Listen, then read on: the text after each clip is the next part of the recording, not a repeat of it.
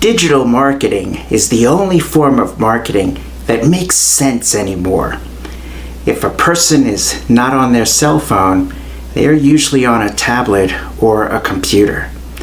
And that's because when you're online, you can find the very specific audience or things that are of interest to you. And since that is the capability of being online, well, then it only makes sense that digital marketing is the only kind of marketing that's important, because you can just market to the people who you know are interested in your product or service.